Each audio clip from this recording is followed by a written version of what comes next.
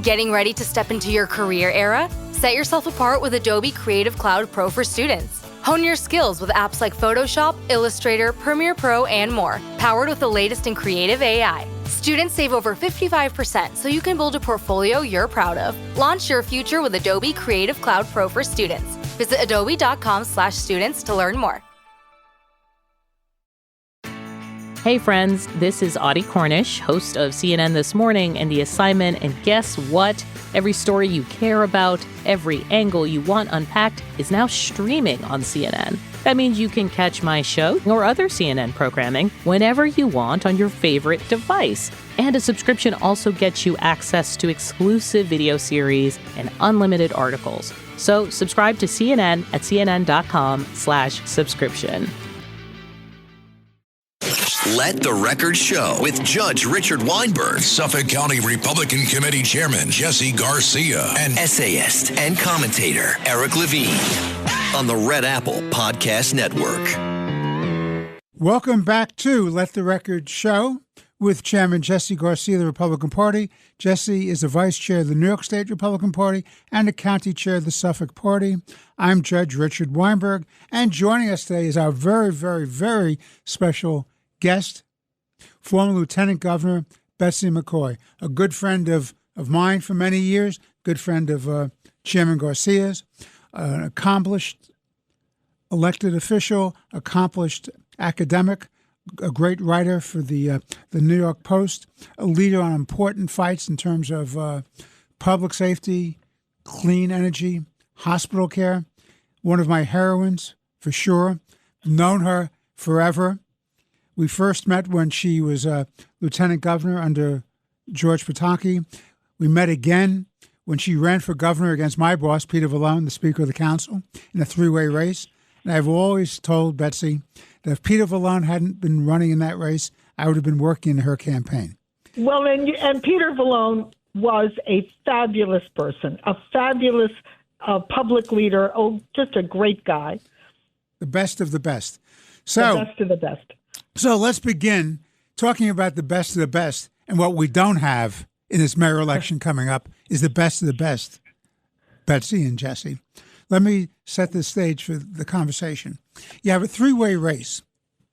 You have Andrew Cuomo, who was the governor, who was beat in the Democratic primary in June. You have Curtis Sliwa, and he's running as an independent. You have Curtis Sliwa who's running as the Republican. And you have the candidate who won the Democratic primary, who, frankly, in my not so humble opinion, is not a Democrat. He's a Democratic socialist. He has no business being in the Democratic Party at all, much like Bernie Sanders or AOC. These people are radical socialists. They use the Democratic Party as opportunists, and they're a very dangerous phenomenon. What troubles me, and the reason I say this is the most important mayoral election in our history, is as follows. Mondami is totally unqualified, number one. We can go into detail. Number two, he's a sympathizer for Islamicism, not anti-Muslim. I'm not anti-Muslim. I'm an anti-Islamist. I'm against the hegemony drives of extreme radical Islamists who want to subjugate any other religion to their worldview. To them, there's only one true God, and they impose it at the edge of a sword. That's part of some of the religious tracts, part of some of the political tracts. And they're dangerous. In every place they've been, they've subverted other religions. They've destroyed relics of Buddhism, of Hinduism. They've driven Jews and Christians out of the Middle East. They're infiltrating all over Europe.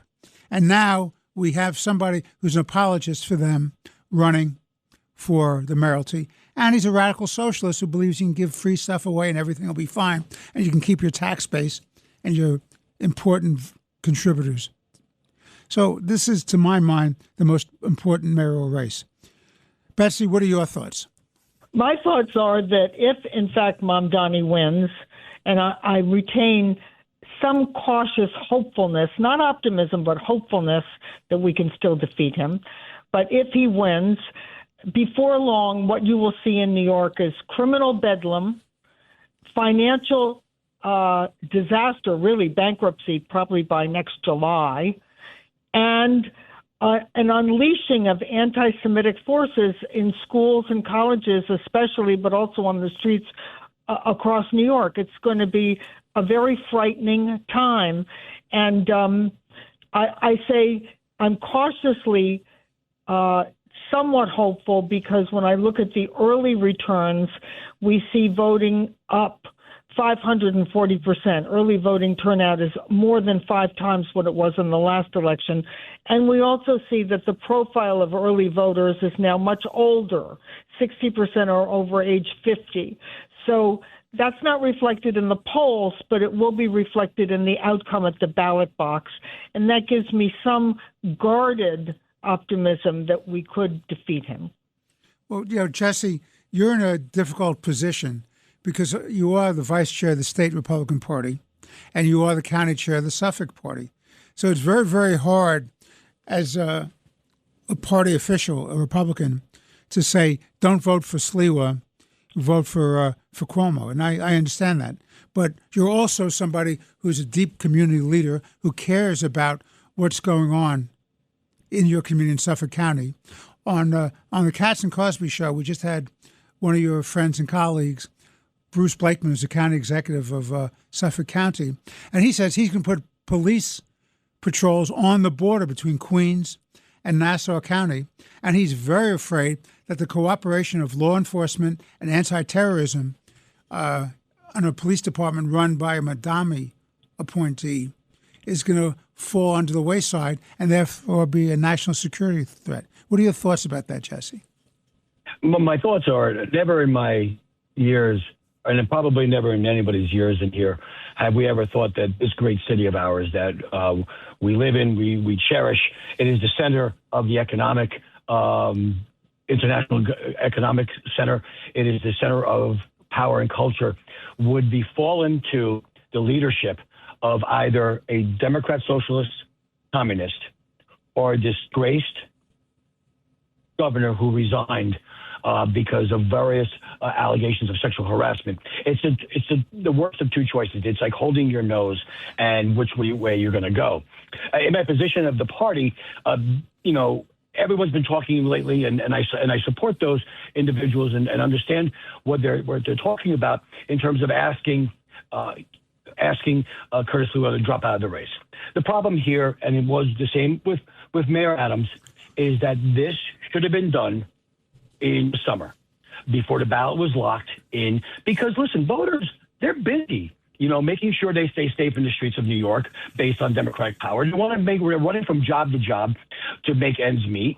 They are trying to keep up with their families, whether it be Little League, PTAs, and such as that. They don't have the time to really get in deep like we do. They're going to see these individuals on the ballot regardless, and that may trigger support for these individuals.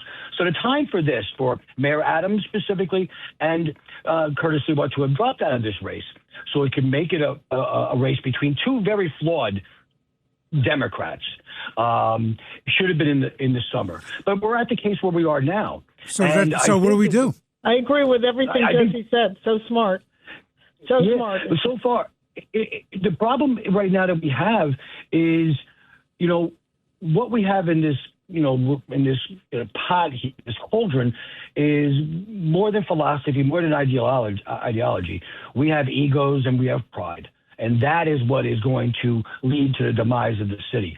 Like Betsy said, I'm hopeful that the city can be saved by not electing Zohar Mandami as a proud New Yorker who visits there and does business there and sees New York City as the center of basically our globe.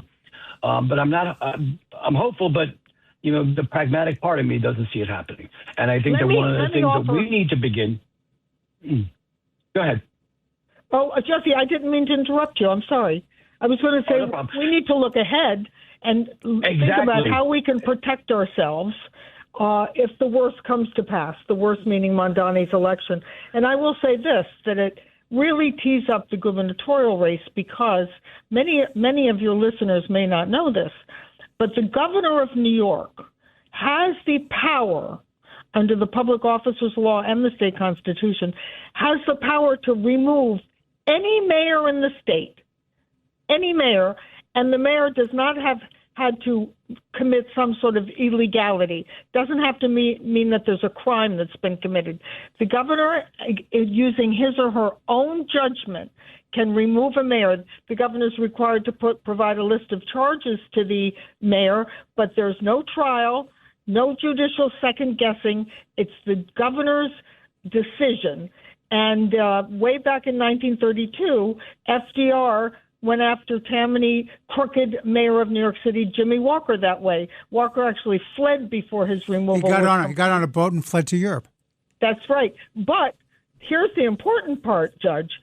The courts said, ratifying what the law said, that the governor has, and this is a direct quote, the naked power of removal. And in fact, Governor Hochul talked about that earlier on, targeting Eric Adams, and Cuomo has talked about it. There's no question that that power exists. Now, we know that Hochul wouldn't have the backbone to remove Mamdani. She's already kowtowed to the far left and endorsed this communist. But the next governor of New York could do it. Well, it raises an interesting question, Betsy. Betsy, you're absolutely right about the law and the constitutionality of this and the judicial decision. This is the problem I have, and this is a problem that Jesse and I have talked about over the years. We're doing the show together. You have a one-party state. It's a Democratic Party, and the state legislature is captive by the same left-wing influences that's captive the Democratic Party here in the city and the city council. This is a serious problem because right now, you're right, the governor can remove the mayor, specify charges, then remove with no judicial review, no vote of the legislative body. Nothing stops one of the radical leftists to protect in the legislature to protect Mamdani by putting in a bill and then passing it and then putting it on the governor's desk to make it subject to a trial. You're quite right. You're quite right about that. And that's what troubles me because going back to your point, I don't think Hochul has the moral courage or the intellectual capacity to understand the problem she's going to be in if he gets elected and all the things that are going to be pushed by the left-wing radicals to push in whatever public policy and economic policies they want. This is an awful, dangerous situation, which leads me to a discussion that Jesse and I have had over the years. It's absolutely essential, and I talk as the House Democrat, Jesse and Betsy. I want to see more Republicans in the state legislature. Of course. And you know what's so bad, Judge, is that we're also facing, as I mentioned earlier, real financial bankruptcy. The city is already facing a $17 billion hole over the next 3 years. They're going to take in $17 billion less than they spend, and that's before the $10 billion in freebies Mamdani wants to spend on childcare and free buses and other goodies. And so the city really is going to be facing collapse. And we, at one time, had a financial control board, remember, back in 1975, but we won't be able to re-trigger that because it requires the consent of the state legislature. Exactly right. And you know those legislative leaders, they've already bowed to Mamdani. They've endorsed Mamdani. They're not going to allow a financial control board to come in and handcuff him. Well, I think that's exactly right. So, in other words, you know, when we play this business of politics or public policy or of governance, you have to play both sides, what I always refer to as a chessboard. And I always try to look 2 and 3 moves ahead when I'm doing this. And I can see exactly what they'll do on the other side, which means our only hope of survival, I respectfully submit, is more Republicans in the state legislature, both the Assembly and the Senate, a governor who is not part of that crowd at all, that left-wing crowd, a Republican or a common-sense Democrat, if there are any of those, that's right, any of those left. That's what's absolutely required, because otherwise they will ram through anything and everything they want, and nobody's going to be able to protect us. Now, New York City requires, under the city charter, a balanced budget. the fact of the matter is the only way you balance a budget is by, as both of you know, Jesse also having been a legislative hand as well, is you cut services or you raise taxes. The only tax you can really raise in any meaningful way in the city of New York on your own is a real property tax. Every other single tax you have to go to the state legislature. But if you think that Kathy Hochul and the Democrats in the Assembly and the Senate are going to protect the city of New York against tax increases, you're kidding yourself. It's naive. Well, if I could just jump in here for a moment, as we look forward, and we really need to speak about, I don't want to use the word resistance, but how we are going to reclaim and renew the city of New York after a Mondami victory. The actions of a governor will certainly, as Betsy had outlined, be a tool that needs to be in the chest. But here's the issue. Kathy Hochul is the biggest loser in this whole deal, because not only did she endorse Mondami and initially and immediately take a hit in the polls with statewide voters, she got nothing back in return. This is a classic case of Kathy Hochul where she gives up and gets nothing in return. There was no reciprocal endorsement. So there is still a primary going to be coming from the Democratic Socialists, certainly from her own lieutenant governor, who's on the left. From the left. So we're going to have that problem. But here's the other thing. The entire legislative agenda is going to be hijacked in 2026 by the Zohar Mandami socialist communist agenda for New York City. And Kathy Hochul is going to have to fend that off for her statewide appeal, or kowtow and have to vote and support policies that are going to hurt her at the ballot box. This is a wrong message that she made. I mean, we saw her at a rally, and that is the new face of the Democratic Party here in New York and the country. Zohar Mandami, the leaders of the Democratic Party, has said, this is our new face. This is our new standard bearer. And there, at a cheering crowd in Queens, was Mondami, flanked by AOC, and flanked by Kathy Hochul. And don't forget Bernie Sanders. Is a problem. And Bernie Sanders. The godfather or the grandfather of socialism in our country. Exactly. Jesse Garcia is so perceptive. That is a superb forecast of what's going to happen. Really, congratulations. The DSA, the Democratic Socialists of America, who have hijacked the Democratic Party in New York City, are now going to try to hijack the party statewide. We already have 8 members of the New York State Legislature who are DSA, and they punch way above their weight class. They're pushing for statewide rent control. They're pushing for unemployment benefits, get this, for illegals who are not permitted to work. So they want the state to pay them unemployment benefits. You can imagine how much unemployment insurance is going to cost for employers and employees across the state when you have to take all the illegals who aren't qualified to work in the state and give them unemployment benefits. That's just one more absurdity. But we have to get ready for this. You're right, Jesse, because that is going to be the new New York State Democratic Party, run by, captive of the DSA. Well, on that not so optimistic note, we have to take a break. This is Let the Record Show with Chairman Jesse Garcia of the Republican Party. Our good friend, the former lieutenant governor of the state of New York, Betsy McCaughey. We'll be taking a break. We'll be back in a moment for more interesting and important conversation with Let the Record Show. Please stay tuned. Let the Record Show with Judge Richard Weinberg, Suffolk County Republican Committee Chairman Jesse Garcia, and essayist and commentator Eric Levine on the Red Apple Podcast Network. I am so excited for this spa day. Candles lit, music on, hot tub warm and ready. And then my chronic hives come back.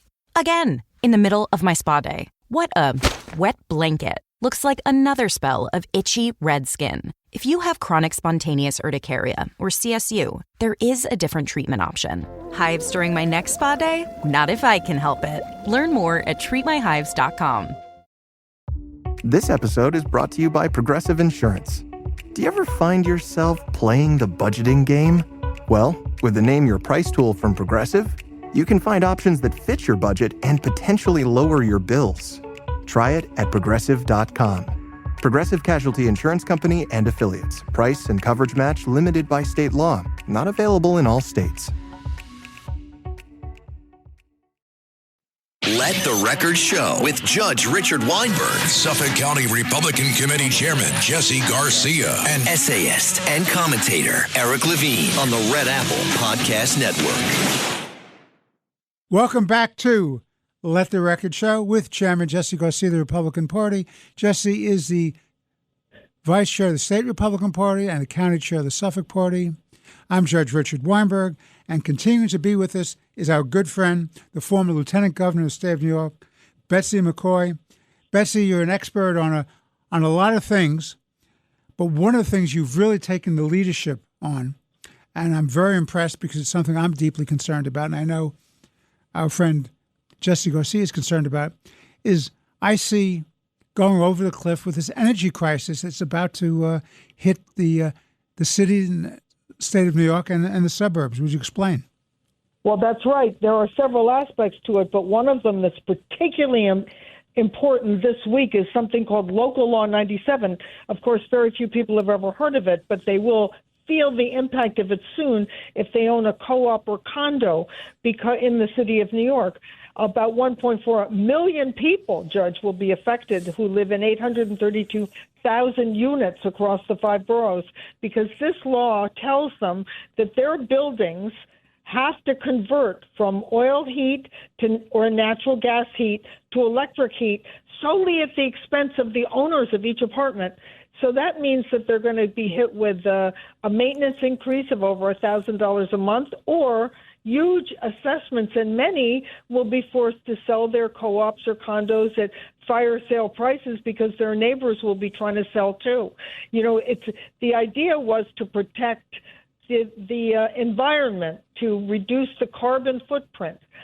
But the fact is that the way this law was written, it makes owning a house, a co-op or a condo simply unaffordable. And it's become a major issue in the election because of all the candidates.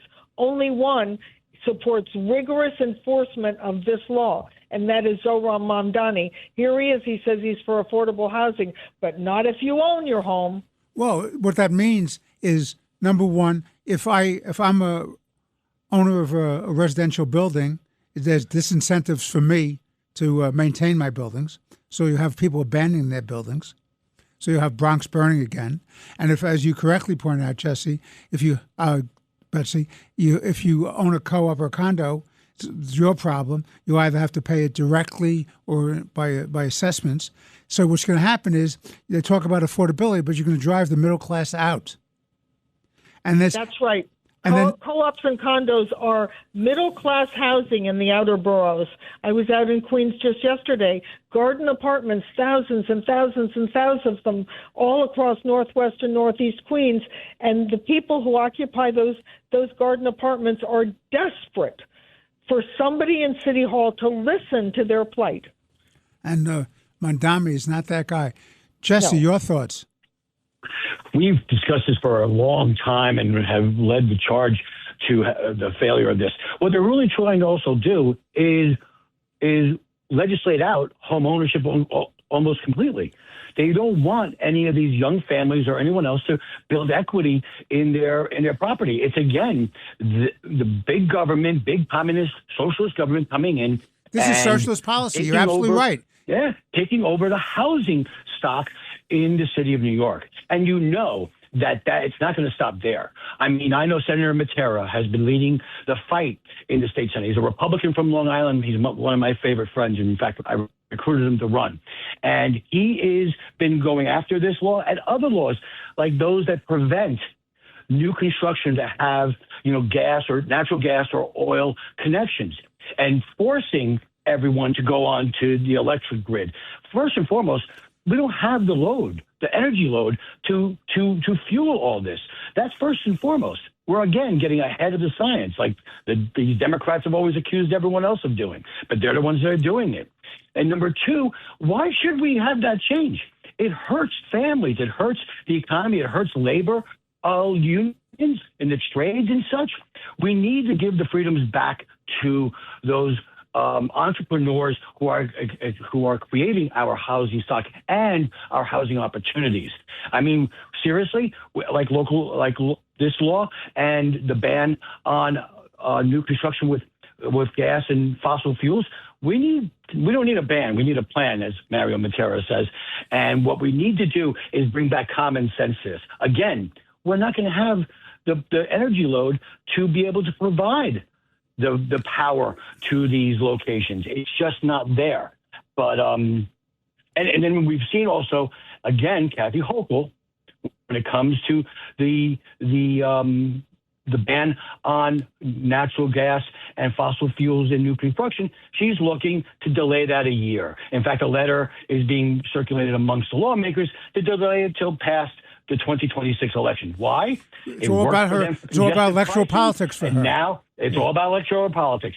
It's okay. They'll delay it a year so that they can get elected. They can get their piece of the pie. They can get their greed. They can get their influence and power positions back at the expense of the New York resident. That's so disgraceful, Jesse. I'm so glad you explained that. And you're so right. The fact is we need to produce more energy of every kind in New York to support a real economic boom here. We need to convert the New York from the evacuation state to the opportunity state.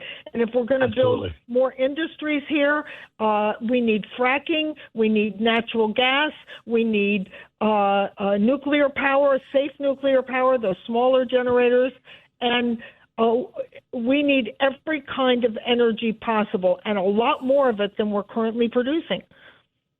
Well, the problem is, and it was just a case on this, challenging the state climate law, Jesse and Betsy, and the court unfortunately correctly said, look, as a judge, this is in essence what the judge said. In essence, he said, I don't have the power to get the legislature and the governor off the hook that they created, the problem they created. I can't legislate and say, change the law. I can only enforce whether the law was passed procedurally correctly. And it's the law, it then falls back into the realm of a political public policy decision where I'm not sanguine about the results because the climate activists are part and parcel of the radical left social policy. So what do we do about this? Well, we have to campaign for freedom as well. Jesse used that word before. I was so impressed. He said, we want the freedom to drive the kind of car we want, the freedom to buy the kind of stove we want, the freedom to heat our homes the way we want to, and in an affordable way. Nobody can afford to heat a home with electricity. New Yorkers pay among the very highest electric rates in the country. Right, Jesse? Absolutely. Absolutely. And this is only going to make it worse. Right. And what happens when this law drives people out, property values go down, there's no tax base to pay for the revenues that cities and counties and the state government needs. So you don't have a tax base. You don't have a grid, as correctly pointed out by both of you, that's sustainable to give all the energy that we need. What happens then? People are going to freeze to death in the winters and drop over with strokes and heart attacks in summer because there's not going to be air conditioning. And the hospitals won't, their technology runs on energy too. Businesses run on technology. The financial community runs on it. The entertainment does. The media does. Tell me a business that doesn't use large amounts of energy. And how about people using energy all day long in their personal lives? So what are you going to have? Toaster police going room to room, making sure that I don't have my bagel in too long. I mean, really, instead of having a darker toast, I have to have a lighter toast. You probably will. Well, that's very funny, but it isn't a funny situation. It's really you have really scoped it out because the fact is this is going to have a major impact on quality of life and affordability for all New Yorkers. Let me ask you this. I want to shift gears with you both, and I want to raise another issue with you. I'm deeply concerned about the issue of public safety in our streets. And I'm particularly concerned about the Democratic and the radical socialists and the Antifa crowd and the Black Lives Matter crowd and the Islamist crowd war against our ICE agents who are trying to make our cities safe. Those cities that have cooperated with the president have gotten restoration of a substantial amount of law and order and a diminution of violent crime. And yet you have people who are out there saying that ICE are Nazis, they have to be confronted. It seems to me they're aiding, abetting, and violating the law. They should be definitely prosecuted for this. Any public official, a mayor, governor, a police commissioner who doesn't cooperate with law enforcement and the federal authorities, I think, are violating their oath of office. They should be removed. Betsy, what are your thoughts? Well, I believe that the president does have the authority to bring in the National Guard and to bring in ICE and to protect law enforcement in the cities. You know, there's a very, very old case, but you're so learned, you'll know it, Mott versus Martin, 1827. And in that case... I was born a couple of years after that, Betsy. I was just a kid then. In that case, the Supreme Court ruled that the president's authority to use law enforcement, whether it's the National Guard, the military, or other federal officers, to enforce safety on the streets, as well as federal buildings, protecting federal buildings and officers, is not to be second-guessed by the judiciary. So I see judges in Illinois and California constantly trying to second-guess the president's determination that these officers are needed there. And they're all going to be overturned in the Supreme Court because no one's ever challenged that 1827 ruling. Judges aren't supposed to supervise law enforcement day by day, right? No, that's exactly right. And by the way, the fact of the matter is they've been issuing what we call in the business, and you're a PhD in constitutional history, you understand this, that they're doing these nationwide injunctions. That's right. Nationwide injunctions are on their face, except on very exceptional circumstances, are illegal. It's beyond the scope of authority of a United States District Court judge in Seattle to tell the rest of the country what it can and can't do with respect to policies that have been enacted by the Congress and executed by the President of the United States. Well done.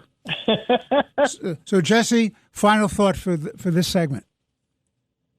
Well, my final thoughts, it's funny, Betsy and I did a show. We did a show on Sunday morning regarding this issue and the fact that the court, the Ninth District Court, ironically, out west, the Ninth Circuit, which is friend. The Ninth Circuit. Ninth Circuit, thank you, I'm sorry.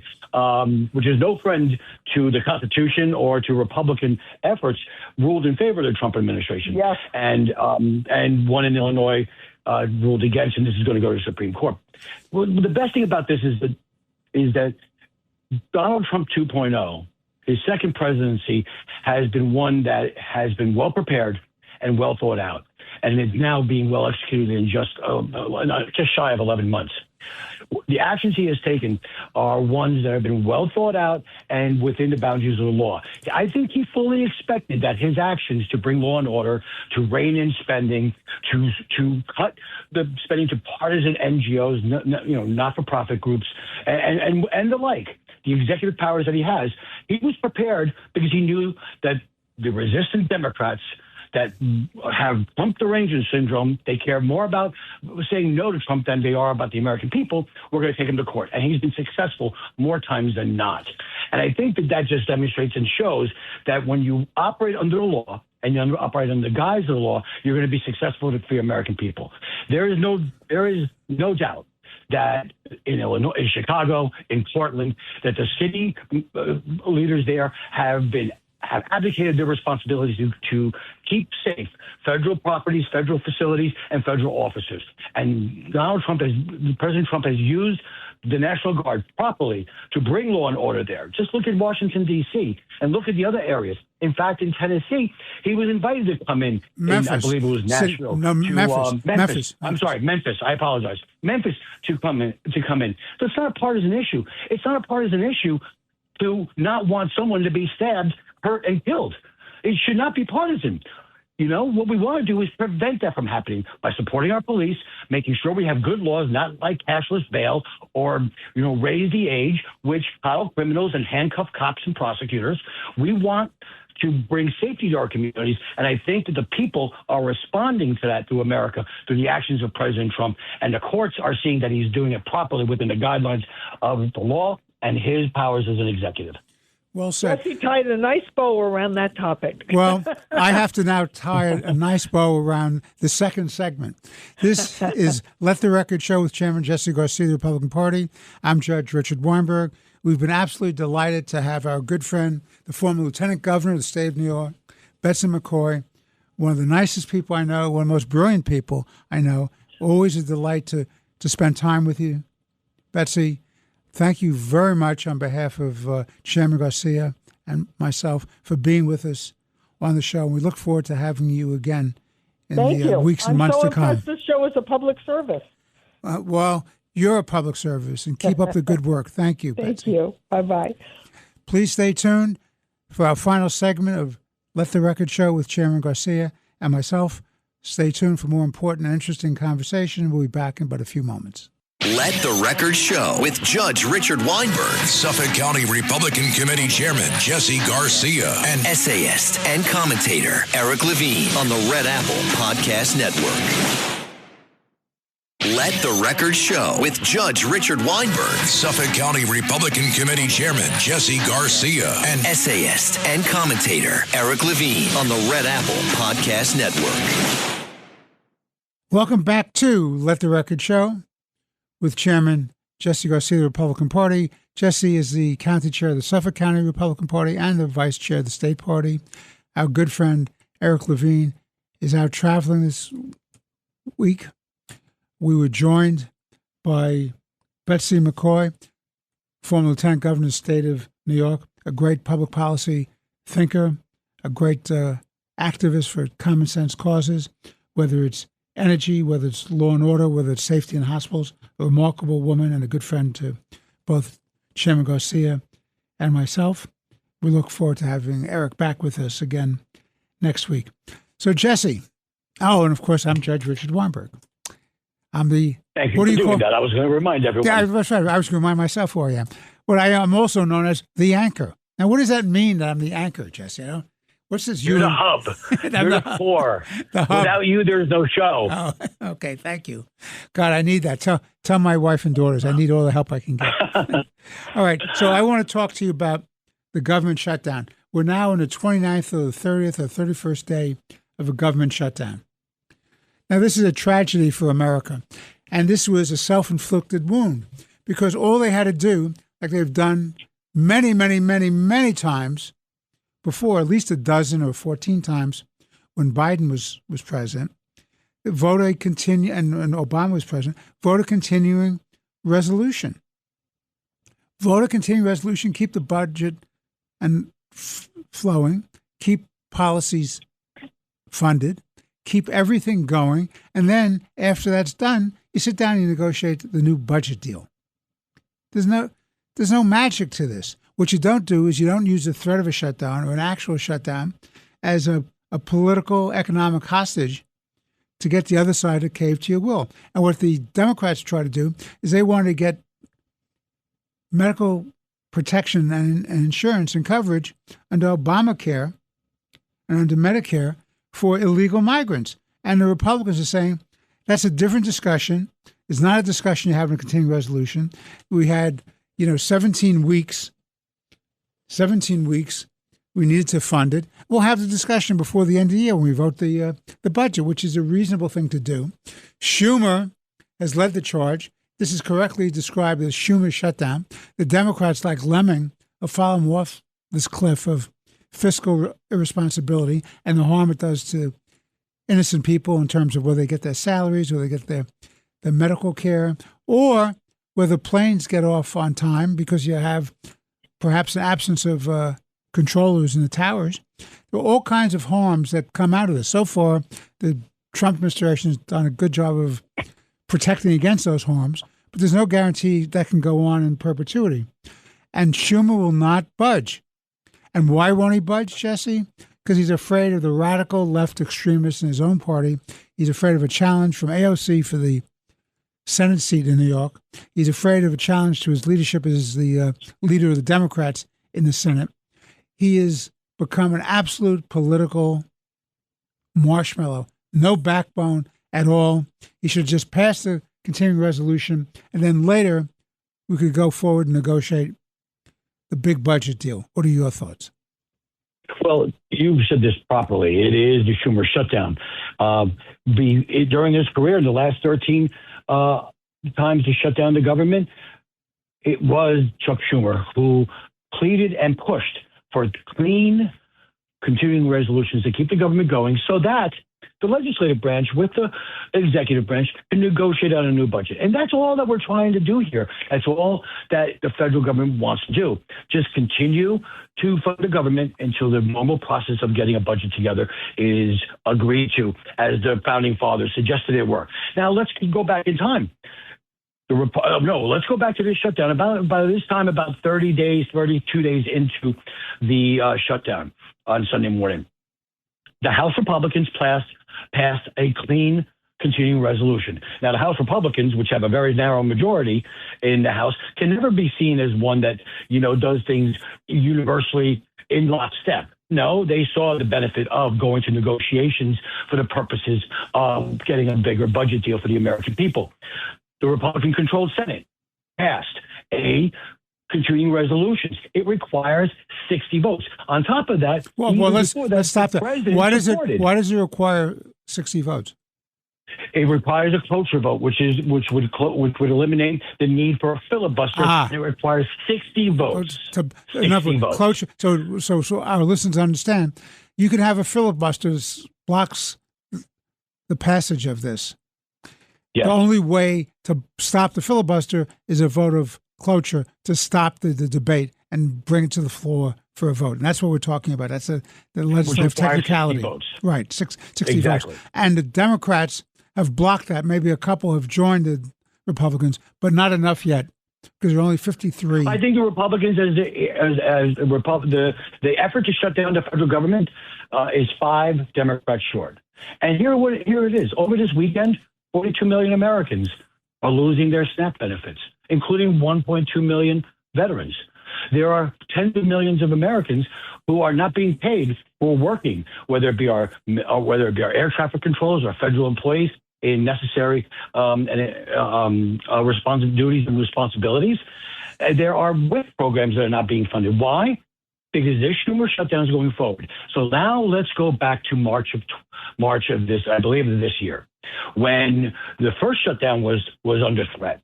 And that's when Chuck Schumer, he faced significant political backlash and internal party dissent when he did not shut down the government. And what happened? He acted responsibly. He acted responsibly to work towards a budget deal. But this Democratic Party is beholden now to socialists, communists, and the Democratic Socialists of America that we spoke about in the first segment. He is concerned about a primary against him by AOC. He is concerned and kowtowing to the wing held and controlled by Bernie Sanders in his party. He is scared. He's more concerned about his own political future and present than he is about the American people. 13 times the House Republicans and the Senate have voted for continuing resolutions to avoid this shutdown and during the shutdown. And on those occasions, Chuck Schumer and the Democrats have thumbed their nose to the American people. Now, what are we hearing? We're hearing there's some rattling there. There's some cracks in the Democratic caucus of the Senate because their political allies, like air traffic controller unions, public service unions, they're saying, hey, get to the table, negotiate a budget resolution that benefits the American people, and get us back to work and get us back to being paid. Let's get back to public safety. Let's get back to all the problems, all the issues that we need to do. But it is Chuck Schumer and the Democrats that have shut down this government and prevented all these issues from coming up to hurt the American people. Well, you're absolutely right. And when the Democrats, like various senators, have said, well, this is all the Republicans' fault because they control the White House, the Senate, and the House, they're lying to the American people because they're the ones who are using the filibuster to block the passage, and there's not enough votes to stop the debate through cloture. But let me give you the following problem. Trump, in his exasperation and frustration with the irresponsible Democrats, has now said, use the nuclear option. What's the nuclear option? That is to abolish the filibuster. I say respectfully to President Trump, you're right on the merits of this continuing resolution fight. You're right on the merits of the shutdown fight. You are absolutely, positively dead wrong about abolishing the filibuster. You abolish the filibuster, this is what happens. The next time the Democrats control the House, the Senate, and the White House, they will push through the most radical agenda possible by a 51 vote majority. Or if it's 50-50, if they control the White House, they control the vice president, and he or she will block the resistance and pass the legislation with that person breaking the deadlock. So what you're talking about is you're opening the door to a lot of crazy, bad public policy stuff. Example, making Puerto Rico a state. Example, making the District of Columbia a state. Example, creating single-payer health care, which fails everywhere it goes. The costs go up and the quality goes down. And not only can't you see the doctor you want, you'll be lucky to see any doctor. And it'll be a disaster. You absolute clean energy policy, which is their Green New Deal, except you can't have clean, absolute positive clean energy because that's utopian. You need, as Betsy McCaughey correctly pointed out in a previous segment, you need an energy policy that's diverse. You need nuclear, you need fossil, you need coal, you need natural gas, you need electric.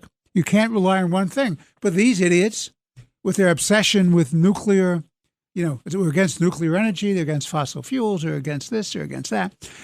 But coal, let's kill all the coal miners. What are they going to do? Where's the energy going to come from? But they could pass it with 51 votes, Jesse. So that's what happens when you don't have a filibuster. That's why people like Joe Manchin and Kyrsten Sinema, before they left the United States Senate, they're both Democrats, fought against the Democratic leadership who were trying to abolish the filibuster. Indeed, they can pack the Supreme Court of the United States. They can make the Supreme Court, 51 members of the Supreme Court of the United States. They handpick and pack it with the people they want because they have advice and consent on the judges. You could have, for the next 200 years, left-wing justices of the Supreme Court. Mm-hmm. I mean, the whole thing is preposterous. You're absolutely right. The filibuster was placed there to protect the minority voices of the minority party in our government, so that it would require debate and consensus. However, I think that if I'm not mistaken, and you're the lawyer, you'll be able to correct me, that you can do some carve-outs. In fact, I do believe that the Senate Republicans, frustrated by constant filibustering of Supreme Court justices, and I believe at that point maybe even federal justices, I believe it was the former majority leader who said we're going to do away with the filibuster as it pertains to appointments to the federal bench and to the Supreme Court. Now, I'm not sure if what the president is speaking about is maybe a specific carve-out to allow for these, not widespread or just removing it altogether. Certainly, we can't have it removed altogether, but if we already did a carve-out for probably a Supreme Court justice, why not look at something of this nature so that we can continue to get the benefits to people who need it. But let's not let our listeners forget why Schumer has shut down the government, along with his political hide and kowtowing to the radical left and the progressives and socialists and communists of his party, what he wants to continue to take billions of American taxpayer dollars and provide free health care for illegal criminal aliens. That's a non-starter. If you want to protect the ACA or Obamacare, that's done at the negotiation table through the budget process, not through a hostage situation where you're holding hostage the American people, the American workforce, and the American programs like SNAP with a gun to their heads until you get what you want from a political hostage crisis position. I agree with that. Jesse, you had some thoughts about Trump's trip to Asia, and we have a few minutes left. So let's wind up with that. I just want to remind everybody: go out and vote. And on Tuesday, go out and vote live and in person. Make sure you vote against Mandami. And the only person who can stop Mandami is Andrew Cuomo, the former governor. A vote for anybody but Andrew Cuomo for the mayoralty is a vote for Mandami as mayor. And that's my final thought on that topic. Obviously, next week, we're going to be talking about the results of that election. But I want you to tell me about the Asia trip, Trump's Asia trip. Sure, absolutely. And if I could just put in a plug for Suffolk County, for those listeners in Suffolk County, when you go to vote, and today's the last day on Sunday for early voting, there's 28 locations in Suffolk County. You can go there. And of course, you can vote at your normal polling place in person on Tuesday from 6 a.m. to 9 p.m. But when you get there, whenever you get there, we encourage you to vote. Vote Republican down the line, so keep Suffolk safer and more affordable. But also flip over the ballot and vote yes to preserving and protecting term limits in Suffolk County. Vote yes to Proposition 2. So you have to flip over the ballot and improve that ballot on Proposition 2. After the PSA, I'm going to go and speak towards the Asia trip that the president just had the week leading into election week. And by all accounts, one thing that we have seen, the president came away with trade deals, international treaties. He came away with definitely the one theme that can be seen, whether it be in South Korea or Japan, or in his final meeting with the communist president of China, is that America is back in the leadership position of this world. It is the dominant superpower, and both economically and from a position of stature. President Trump had an amazing trip, as I said, and it culminated with a deal with China that lowered tariffs on goods. It opened up the markets of China to American businesses.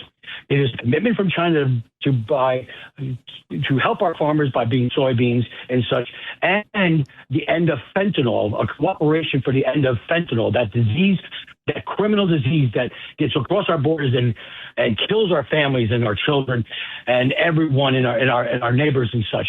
That was a success in and of itself. But certainly, American strength, American power, and American stature was on full display during the week that President Trump was in Asia, in those countries. And allies now know that America is there to be their partner. We will speak plainly, directly, and bluntly with you, but together we're going to be under the Trump administration, America and its allies are going to be doing great things together, both economically, diplomatically, and in the preservation of our safety and national security. Well, I have to tell you something. As we go in, and we have about a minute left, as we go in to this election, off-year election, you have two governor's races. You have Virginia and you have New Jersey. Yes. Mm-hmm. And I know the candidates in New Jersey, Jack Chiarelli and Winsome Sears in Virginia. Chiarelli's in Jersey, Sears is in Virginia. In the ordinary course, these off-year elections would be very troubling for the Republican candidates, especially with a Republican in the White House and the House and Senate controlled by the Republicans. But these candidates that the Democrats have run are so irresponsible, are so mediocre, and you have two very strong candidates, well-qualified people to be governor, Chiarelli in Jersey and Winston Sears in Virginia, We're lucky to have those kinds of candidates. I'm always say, even though Eric tries to correct me, I'm a House Democrat, but I'm for a two-party system. The danger in America is too many states have one-party systems. The victim of that are the people. That happens in California. That happens in Illinois. That happens in New York State. We have to stop this one-party domination by the crazy left wing. The way to do that is to send a message. New Jersey is really a Democratic state. I think there are about 80,000 more votes, registered voters in Jersey. They're Democrats, they're Republicans. But Chiarelli is an exceptional candidate. Lieutenant Governor Sears in Virginia is an exceptional candidate. We should send a message back. We believe in a two-party system and qualified people, not people who are captive of the radical left faction of the Democratic Party.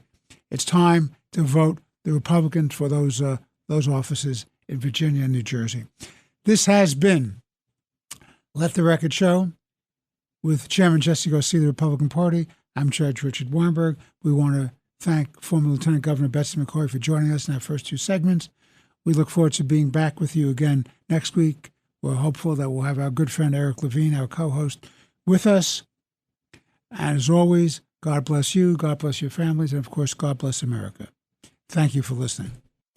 Thanks for listening to Let the Record Show with Judge Weinberg, Chairman Jesse Garcia, and Eric Levine. You can hear Let the Record Show Sunday mornings at 6. If you like the podcast, share it with your friends and listen anytime at WABCRadio.com and download the WABC Radio app. Hit that subscribe button on all major podcast platforms. Plus, follow WABC on social on Instagram, TikTok, Facebook, and X. See you next time for a new episode, so you never have to wonder. What the heck is going on here?